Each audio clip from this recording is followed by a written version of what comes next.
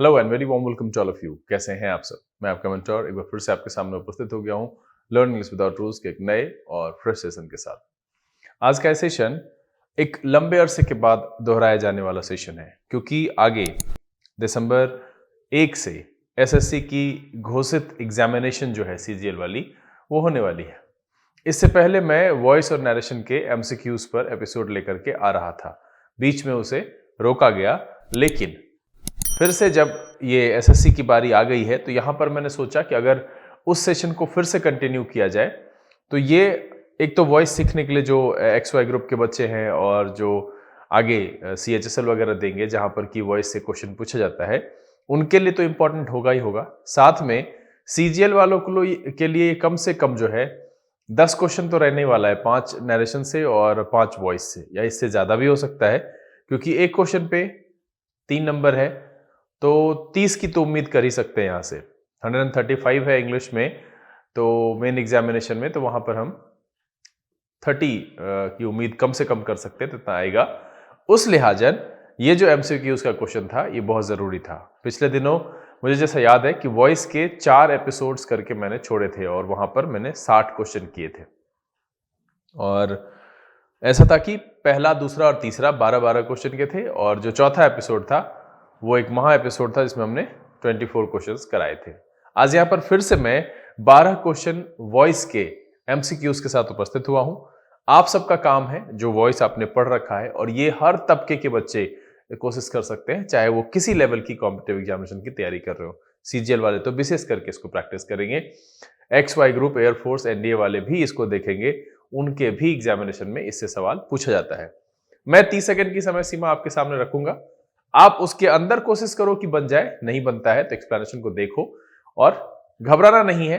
फिर से 2-4 session, 5 session आएगा तो आप नॉर्मल हो जाओगे और ये समझ जाओगे कि आंसर का चुनाव किस लेवल पे किया जाना चाहिए और कैसे करते हैं। तो चलिए बिना समय गंवाए हुए नोटबुक और पेन लेकर के तैयार हो जाइए। सीखते हैं और बनाते हैं कुछ नए क्वेश्चंस जो कि वॉइस के एमसीक्यूज पर आधारित है।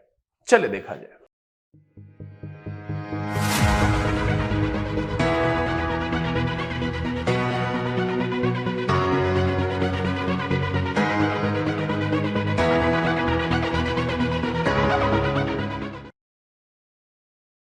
आइए हम आज के सेशन की शुरुआत करते हैं और बारी बारी से इस सेशन में लाए गए 12 क्वेश्चन को आपके सामने रखते हैं। समय सीमा के अंदर आप इसको बनाइए और निश्चिंत होकर के बनाइए, कूल होकर के बनाइए, जितना आप समझते हैं उसको लगा करके। जैसा मैंने कहा था कि अगर आप वॉइस के नॉर्म्स को समझते हैं कि वॉइस में सबसे जो महत्वपूर्ण बात क्या है, उसको कैसे बदला जाए, तो आप आसानी से उसको चुन करके एलिमिनेट कीजिए। और अगर आप नहीं कर पाते तो 1-2 क्वेश्चन आप देखिए, उसके बाद आप नॉर्मली कर पाएंगे। अगर आपको वॉइस में कठिनाई है तो पूरा का पूरा सजा सजाया एपिसोड प्लेलिस्ट में आपका इंतजार कर रहा है। इस वीडियो के बाद आप उसको जाइए, बारी बारी से देखिए और वॉइस के कन्वर्जन के प्रोसेस को समझने की कोशिश कीजिए। सेशन को शुरू करने के लिए उससे पहले जो लोग इस चैनल पर नए हैं, चैनल को सब्सक्राइब कर लीजिए, बेल आइकन जरूर प्रेस कीजिएगा ताकि यहाँ से अपलोड की गई वीडियोस की नोटिफिकेशन आपको मिले और आपका कोई भी सेशन मिस ना हो। चलिए सेशन की शुरुआत करते हैं, और उससे पहले हम आपके लिए समय की व्यवस्था कर दें। मुझे लगता है यही है 30 सेकेंड वाला। जी हाँ, चलिए सेशन की शुरुआत करते हैं और आपके सामने रखते हैं सेशन का पहला सवाल, और आपका समय शुरू होता है।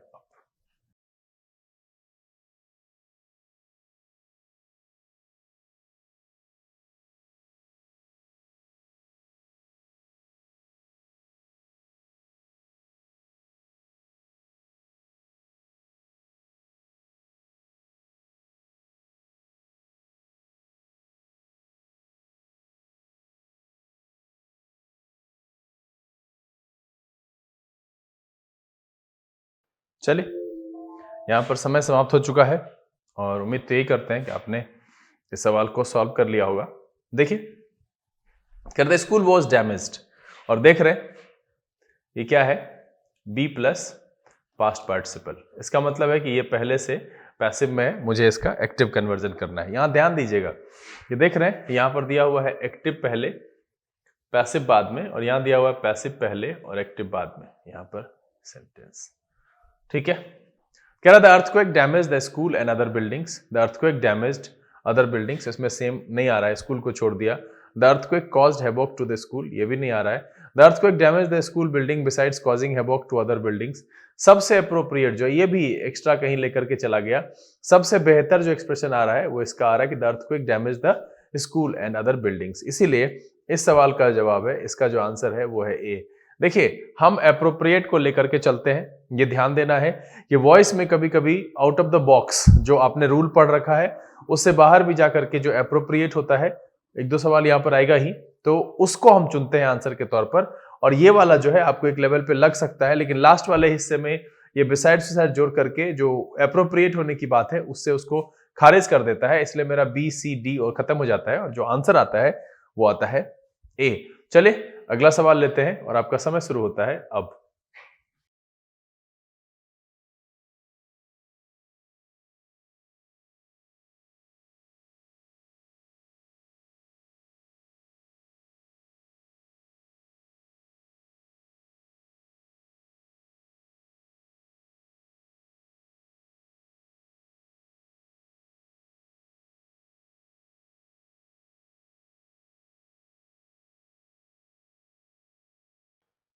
चलिए समय समाप्त हो चुका है और ये क्वेश्चन बहुत आसान है। देखिए यहाँ पर क्या कह रहा है, सबसे पहले तो हमको यहाँ देखना है कि इसमें वर्ब का दूसरा फॉर्म है, ठीक है, और इसका जैसे ही बनाते हैं V2 का तो इसका क्या हो जाता है, वॉज और वर, क्या हो जाता है, वॉज और वर प्लस पास्ट पार्टिसिपल। तो हम ये जहां जहां होगा वहां करेंगे, जो नहीं होगा वो आंसर खत्म हो जाएगा। देखिए यहाँ पर वॉज बीइंग लगाया हुआ है और यहाँ पर भी वॉज बीइंग लगाया हुआ है, और एक्टिव पैसिव में आपको पता है कि ये इधर की तरफ आएगा और ये वाला जो है वो इधर की तरफ आ जाएगा। इसमें देखिए यहाँ पर सेम सेम रख दिया है तो ये भी मेरा आंसर नहीं है। इसमें हम देख रहे हैं कि the silence was broken by the child shrill well, तो बिल्कुल यहाँ पर जो है आंसर आ रहा है और इसीलिए इस सवाल का जवाब है वो है आपका सी। बहुत ही आसान रहता है, कुछ भी नहीं है, आप एलिमिनेट करो, वर्ब के फॉर्म को देखो। सबसे पहले तो ये पहचानो कि वो एक्टिव में है या पैसिव में है। अगर वो एक्टिव में है तो उसका पैसिव बनाना है, मतलब ये है कि जैसे हमने यहाँ पर देखा कि भैया V2 एक्टिव में यूज होता है, उसका पैसिव क्या करते हैं, was were plus past participle होता है। इसी तरीके से V1 हो तो उसके लिए हम is are am plus past participle करते हैं, या फिर अगर मॉडल है या टू के साथ है तो बी प्लस पास्ट पार्टिसिपल करते हैं। तो ये बातें आपको पूरी तरह से पता है, नहीं पता है तो प्लेलिस्ट में जाइए। मैंने कहा कि इंट्रोडक्शन से लेकर के पूरा का पूरा हाई लेवल तक सजा सजा करके रखा हुआ है, आप आराम से एक एक वीडियो को देखिए, बिना किसी की मदद के आप सीख जाएंगे और सारे सवाल को बना पाएंगे। तो यहाँ पर हमने क्या किया कि ये देखा कि भैया इसका साइड चेंज होना है, ऑब्जेक्ट को ले जाना उधर, सब्जेक्ट को लाना इधर, जो कि इसमें नहीं किया है, इसलिए मेरा ये और ये एलिमिनेट हो गया और जो आंसर आया वो आया सी। चलिए अगला सवाल लेते हैं और आपका समय शुरू होता है अब। बड़ा ही आसान है।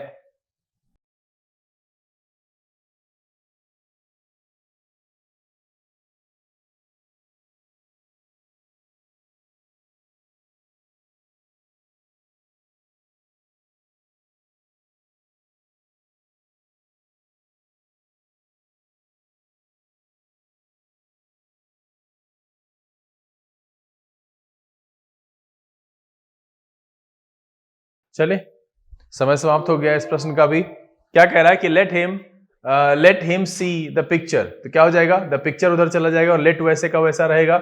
यहाँ देखिए लेट है, इसमें नहीं है, ये खत्म हो गया, इसमें नहीं है, ये खत्म हो गया। Let him the picture be seen, अब लेट हिम थोड़ी होगा, लेट द पिक्चर, ये यहाँ आना चाहिए और यहाँ होना चाहिए इधर, जो कि इसमें दिया हुआ है, तो ये भी मेरा यहाँ से खत्म हो गया और इसका जो आंसर आया वो क्या आया, ए। देखिए बहुत ही आसान है, सीधा सा है कि हमको ये देखना है कि ये V1 है तो क्या हो जाएगा, बी सीन। देखिए यहाँ पर है, इसमें नहीं है, तो इस हिसाब से भी ये खत्म हो गया। यहाँ है और इसमें नहीं है तो ये भी खत्म हो गया। तो पहले ही हम काट चुके थे कि भैया लेट उसमें है ही नहीं, लेट को हटा दिया है। अब है कि मेरा फिर से यहाँ पर जो पिक्चर है वो यहाँ पर आएगा लेट के बगल में, यहाँ पर इसने इसी को लगा रखा था, इसलिए यहाँ से वो एलिमिनेट हो गया और जो आंसर मेरा आया वो आया ए। चलिए अगला सवाल, आपका समय शुरू होता है अब।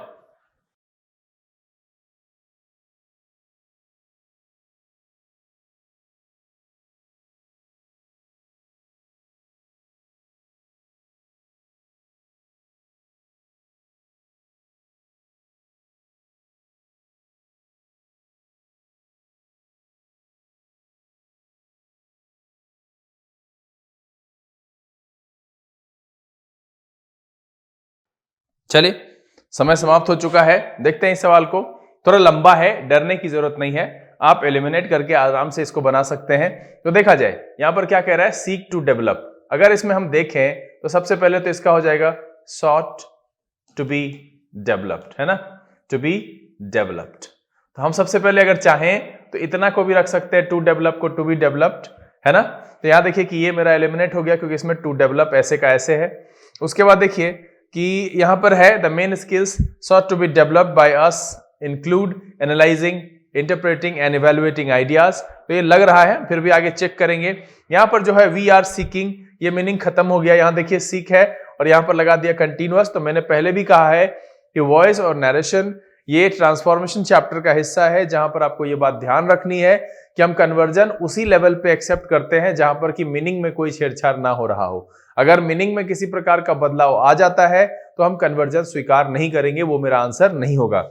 अब देखिए कि मेरा यहां पर 2 एलिमिनेट हो चुका है। डी नंबर देखिए, the main skills include analysing, interpreting and evaluating ideas which are sought by us to develop. अब देखिए यहां पर इसको गड़बड़ कर दिया, टू डेवलप, और इस तरीके से जोड़ दिया जो कि यहां इसके मेन सेंटेंस के मीनिंग को थोड़ा सा डैमेज कर रहा है। उससे बेहतर मीनिंग मेरा बी वाला दे रहा है, इसीलिए इस आधार पर हम डी को एलिमिनेट कर सकते हैं। और इसीलिए जो मेरा आंसर यहां पर हो गया वो क्या हो गया, बी। क्या आ गया, B. The main skills sought to be developed by us include analyzing, interpreting and evaluating ideas। तो बिल्कुल यहां पर डी नंबर जो है और डी और बी लग रहा है एक लेवल पे कि ठीक ठाक ही है मीनिंग, लेकिन बहुत ज्यादा इसमें ऐड कर दिया गया है और सेंस जो है वो कहीं दूसरी तरफ जा रहा है। सबसे बेहतर जो मीनिंग एक्सप्रेस कर रहा है वो बी का फॉर्म है और पैसिव के फॉर्मेट में है, इसलिए मेरा जो आंसर है वो है बी। चलिए अगला सवाल, और आपका समय शुरू होता है अब।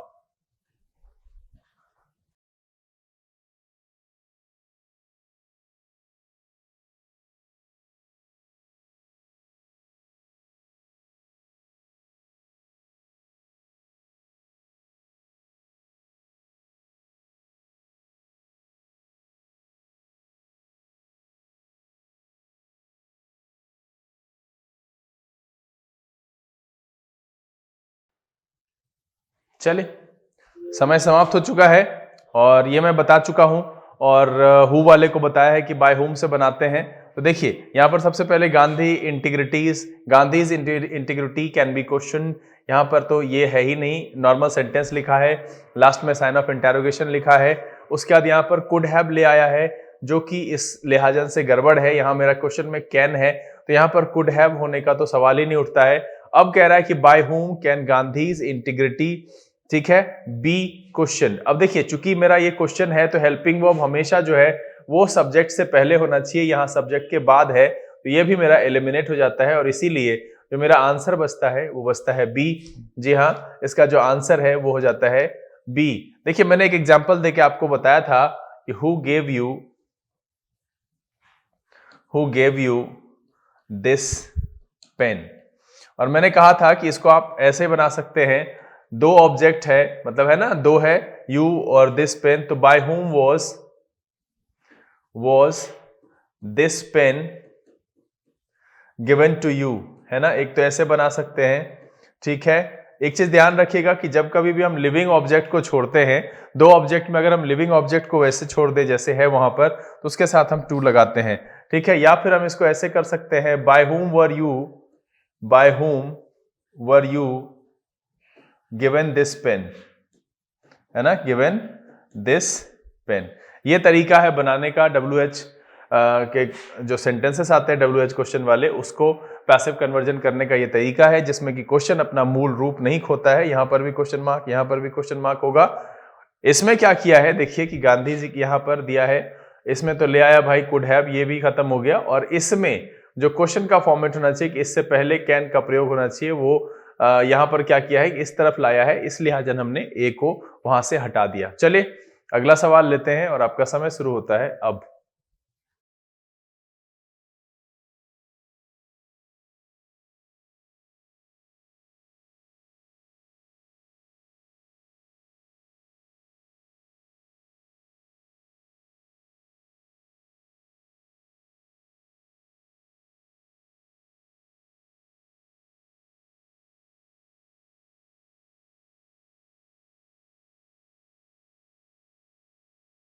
चलिए यहां पर समय की समाप्ति हो चुकी है।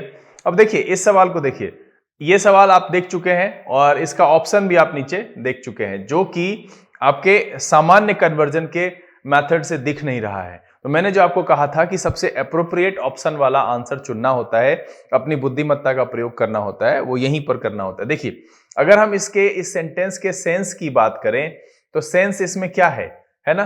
सेंस है कि दिस सरफेस इज स्मूथ, है ना, स्मूथ व्हेन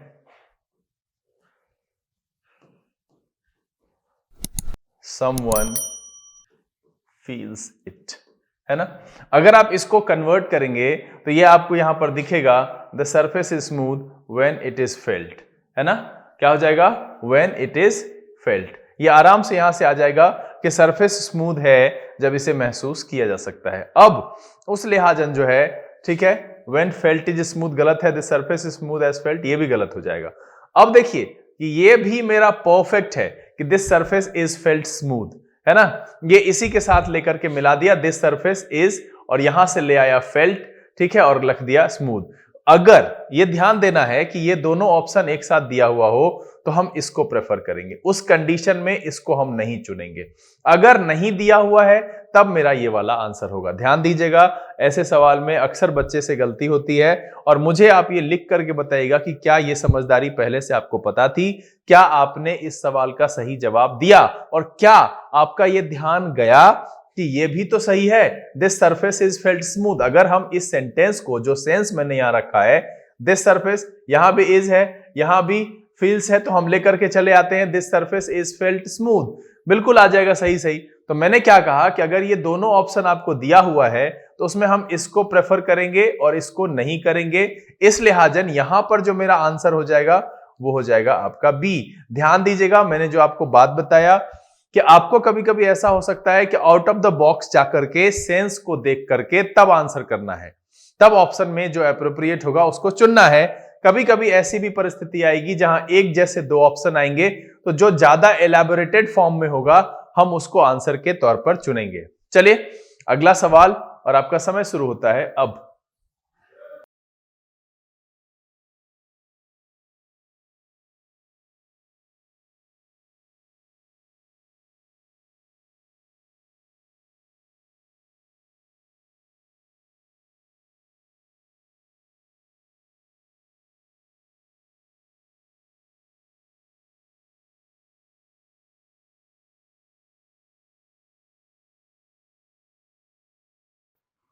चलिए समय समाप्त हो चुका है और यहां पर देखिए जो एलैबोरेटेड फॉर्म की बात मैं कह रहा था वो यहां पर आ गया। कह रहा है कि ही आस्क्ड मी, तो आई वाज आस्क्ड, है ना।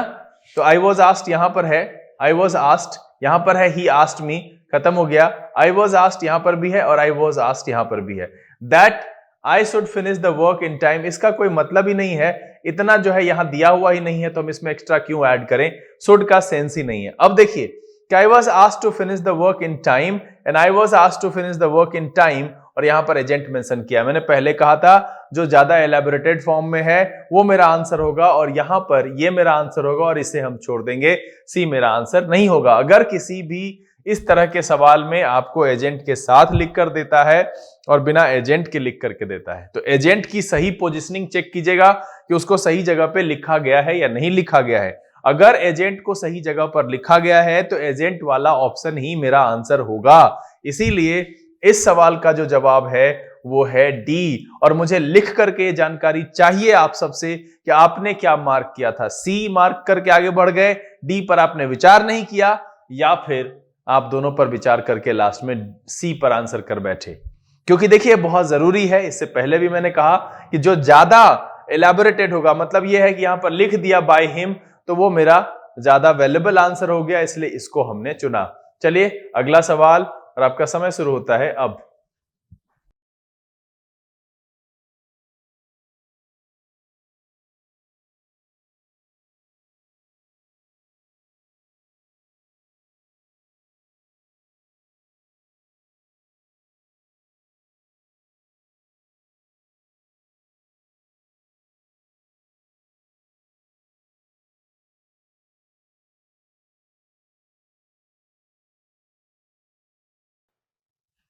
चलिए यहां पर क्या है कि देखिए यहां ये जो क्विनिन टेस्ट बिटर, अब इसमें देखिए कि इसको कैसे बनाएंगे। फिर से आपका वही जो है सवाल है सेंस वाला, और सेंस निकालेंगे तो एक चीज देखिए कि सरफेस का हमेशा स्मूथ होना वो स्टैटिक नेचर नहीं है, लेकिन इसका स्मूथ हो, इसका टेस्ट जो है बिटर होना, ये इसका स्टैटिक नेचर है। तो कह रहा है क्विनिन टेस्ट बिटर, तो यहां पर quinine is bitter when it is tested, ये मेरा यहां से खारिज हो जाता है, ये मेरा आंसर नहीं होगा। ठीक है, क्विनिन इज बिटर टेस्टेड ये भी नहीं होगा। The taste of quinine is bitter ये पैसिव में है ही नहीं। ठीक है, अब देखिए जो मैंने पहले कहा था कि क्विनिन इज टेस्टेड बिटर, ये आपका जो है अप्रोप्रिएट आ रहा है। ये इसलिए खारिज किया मैंने यहां से क्योंकि ये अभी जैसे कि पिछले आपके सवाल में लगा होगा कि सर वहां पर लिखा आपने दिस सरफेस इज स्मूथ, तो यहां पर क्यों नहीं लिखेंगे क्विनिन इज बिटर। देखिए क्विनिन का स्टैटिक नेचर है, अगर हम इसको बनाएंगे तो हम बना सकते हैं quinine test bitter when it is tested, तो इसीलिए क्विनिन इज टेस्टेड बिटर यहां पर आंसर आपका सही है। अगर हम इसको इलैबोरेटेड वाले फॉर्म में लिखेंगे तो हम कहेंगे quinine test bitter when it is tested, वहां पर क्योंकि उसका स्टैटिक नेचर है उसको हम टेस्ट के साथ ही लिखेंगे कि जब भी आप उसको चखिए वो करवा ही लगेगा। Quinine test bitter when it is tested, तो वो वाला दिया नहीं है और ये देकर के आपको कंफ्यूज किया है, इसलिए ये भी आपके आंसर से खत्म हो गया। तो आपका आंसर जो यहां पर है वो है डी। और देखिए मुझे लगता है कि आप सबके मन में बहुत सारा सवाल होगा, तो बिल्कुल सवाल का स्वागत है, आप कमेंट बॉक्स में लिख करके मुझे बताइए। वैसे मैंने दोनों बातें क्लियर की है कि वहां पर जो पिछले सवाल में मैंने कहा यहां पर, तो देखिए सरफेस फील्स स्मूथ, ठीक है, इसके साथ हम इज इसलिए लगा दिए क्योंकि जो है ये कभी नहीं भी हो सकता है और कभी हो सकता है, ये स्टैटिक नहीं है, सरफेस जो है हार्ड भी हो सकता है। लेकिन इस सवाल में मैंने कहा कि हम इसको यहां से इसीलिए खारिज कर रहे हैं ये इस वाले को क्योंकि ये मेरा सेंस नहीं दे रहा है। ठीक है, लेकिन अगर हम इसको ले रहे हैं पैसिव में, तो टेस्ट को जब हम कन्वर्ट करेंगे quinine test bitter when it is tested, तो हम उसको अगर बनाएं तो हम क्विनिन इज टेस्टेड बिटर, ये यहां पर मेरा सेंस देगा, और ये मेरा सेंस नहीं देगा, स्टैटिक वाला भाव नहीं आएगा, इसलिए मैंने यहां से एलिमिनेट किया है। तो ये स्टैटिक नेचर वाले कॉन्सेप्ट की जानकारी के आधार पर एलिमिनेट कर सकते हैं। मैं ये जानना चाहता हूं कि किस किस का ये सही हुआ है और किस किस ने इसमें गलती कर दी। चलिए अगला सवाल, और आपका समय शुरू होता है अब।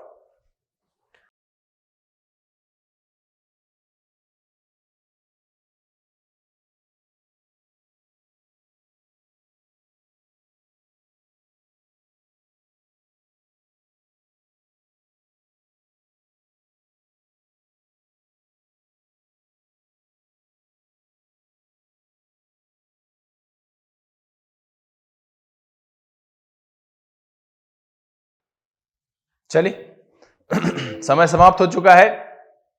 कह रहा है द विंटेज कार्स होल्ड, ये क्या है, V1 है, तो होना चाहिए इज हेल्ड, यहां पर मेरा इसमें दिख रहा है। यहां पर देखिए वॉज हेल्ड खत्म हो गया, ठीक है, इज बीइंग हेल्ड यहां पर भी खत्म हो गया। अब कह रहा है special place in the heart of vintage car owners is held, यहां मीनिंग ही खराब हो गया। तो मेरा आसानी से देखिए कि आंसर जो है वो सी आ गया कि special place is held by the vintage cars in the heart of their owners, बिल्कुल यहां पर सही है। ये वाला जो है मीनिंग ही खराब कर दिया था, यहां पर ये फॉर्म तो सही लिखा था इज प्लस पास्ट पार्टिसिपल, लेकिन इसका मीनिंग गड़बड़ हो गया कि special place in the hearts of the vintage car, ये गड़बड़ हो गया मीनिंग। जो मेरे सेंटेंस में एक्टिव का मीनिंग है वो पैसिव का मीनिंग आया ही नहीं, और यहां पर जो सी वाले में है ये पूरी तरह से जो है एकदम सही सही special place is held by the vintage cars, है ना, in the hearts of their owners, बिल्कुल इसीलिए इस सवाल का जो जवाब है वो है आपका सी। बहुत ही आसान है, आराम से आप बना पाए होंगे। चलिए अगला सवाल, और आपका समय शुरू होता है अब।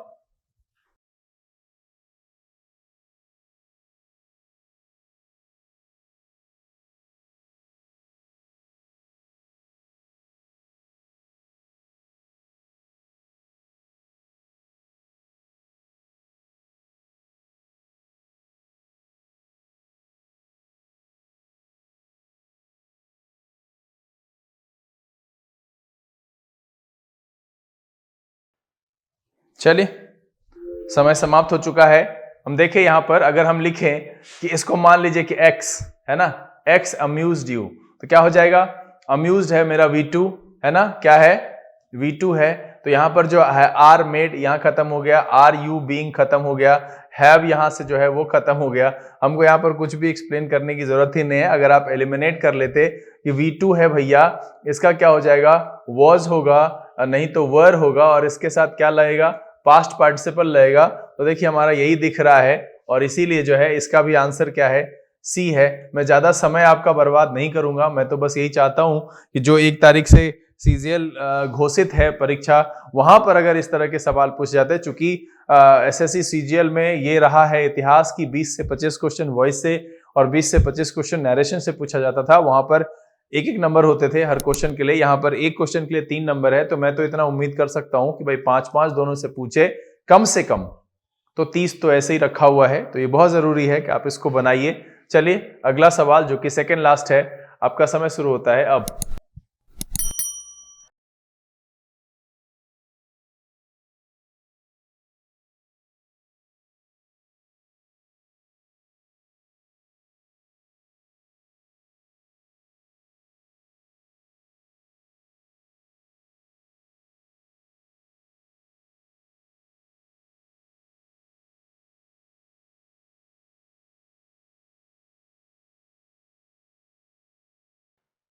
चलिए समय समाप्त हो चुका है और बड़ा ही आसान है, मुझे नहीं लगता आपको कठिनाई हुई होगी। कह रहा है smoke and flames engulf the area and made rescue operations difficult. अब देखिए यहां पर क्या है कि ये V2 है ना, ये क्या है, V2 है। द वॉज एनगल्फ्ड है ना, ये हैज बीन वाला खत्म हो गया, वॉज एनगल्फ्ड। मेरे पास 3 ऑप्शन है जिसमें कि वर्ब का फॉर्म सही लिखा है। यहां पर देखिए मेड लिखा हुआ है, यहां पर मेक लिखा हुआ है, तो ये भी मेरा एलिमिनेट हो गया, दौर से बाहर हो गया। अब यहाँ पर देखिए कि इसको अनावश्यक मेकिंग कर दिया है, खत्म हो गया। और यहाँ पर देख रहे हैं कि रेस्क्यू ऑपरेशंस वर मेड, और ये जो है क्या हो जाएगा, वॉज और वर होगा ना, पैसिव बनाएंगे तो इसको है ना, प्लस पास्ट पार्टिसिपल होगा। यहाँ पर भी वही होगा, वॉज। तो मेरा जो सबसे बेहतर आंसर है वो है डी, क्योंकि देखिए यहाँ पर क्या किया है, यहाँ मेड था इसको मेक कर दिया, यहाँ मेड था इसको मेकिंग कर दिया, तो उस आधार पर ये एलिमिनेट हो गया। और यहाँ से हैज बीन लगा हुआ है, तो उस आधार पर मेरा सी एलिमिनेट हो गया। और इसीलिए इस सवाल का जो जवाब है वो है आपका डी। बड़ी आसानी से बन जाता है, कुछ भी नहीं है, बस यही है कि जागते रहिए, कॉमन सेंस का प्रयोग कीजिए। जितना आप प्रैक्टिस करेंगे पीछे, मैं बच्चों को जब सवाल देता हूं तो बच्चे बोझिल होते हैं, वो कहते हैं अरे वो बहुत होमवर्क करवाते हैं। मैं होमवर्क अपने लिए नहीं करवाता हूं बॉस, जब भी मैं होमवर्क करवाता हूं उसका उद्देश्य यही होता है कि आप इतने अच्छे से प्रैक्टिस कर लो कि आपको कभी भी परेशानी का सामना ना करना पड़े। चलिए सेशन का आखिरी सवाल है और आपका समय शुरू होता है अब।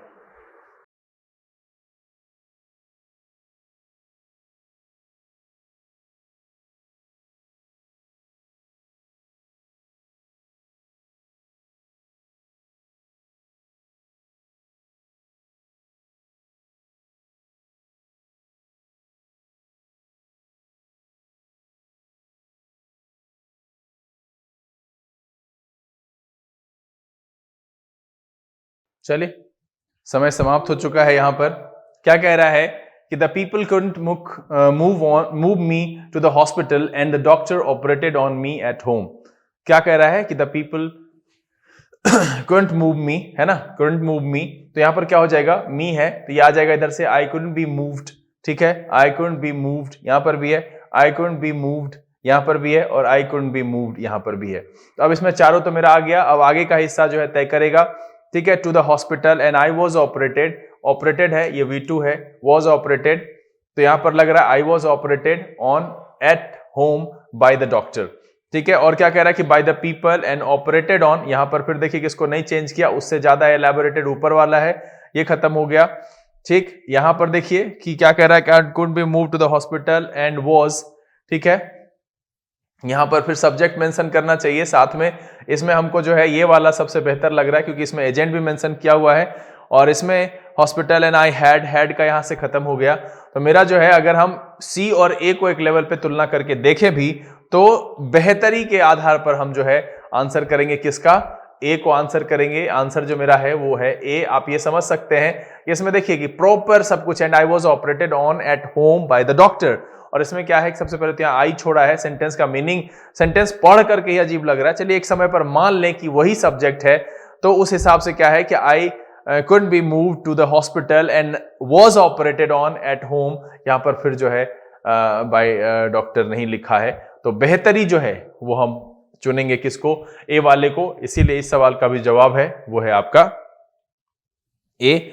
उम्मीद करते हैं कि आज का ये जो छोटा सा सेशन है जिसमें हमने 12 सवाल वॉइस के आपके सामने रखे और 2-3 सवाल ऐसे रहे जो कि ये सिखाने वाले थे कि हमें ऑप्शन का चुनाव कैसे करना है, किस आधार पर करना है, और किसी जगह पर हम इज लगा रहे हैं तो वजह क्या है, और किसी जगह पर वही उसी तरह के पैटर्न का सवाल इज के साथ नहीं बन सकता है तो उसकी क्या वजह है। उम्मीद करता हूं कि सारी बातें आप समझ गए होंगे और ये वीडियो आपको पसंद आया होगा। अगर ये वीडियो आपको अच्छा लगा आप इसे लाइक कर दें। अगर आपने चैनल सब्सक्राइब नहीं किया है प्लीज सब्सक्राइब कर लीजिए, बेल आइकन जरूर प्रेस कीजिएगा ताकि यहाँ से अपलोड की गई वीडियोस की नोटिफिकेशन आपको मिले और आपका कोई भी सेशन मिस ना हो। समय यहाँ से विदा लेने का, लेकिन फिर इसी तरह के एपिसोड के साथ आपके सामने बहुत जल्द उपस्थित होंगे। तब तक आप घर में रहें, अपना और अपने परिवारजनों का ख्याल रखें, पढ़ाई लिखाई करते रहें। लर्न इंग्लिश विदाउट रूल्स के सेशन से this is BK Singh signing off. Keep reading, keep practising. Thank you, God bless you.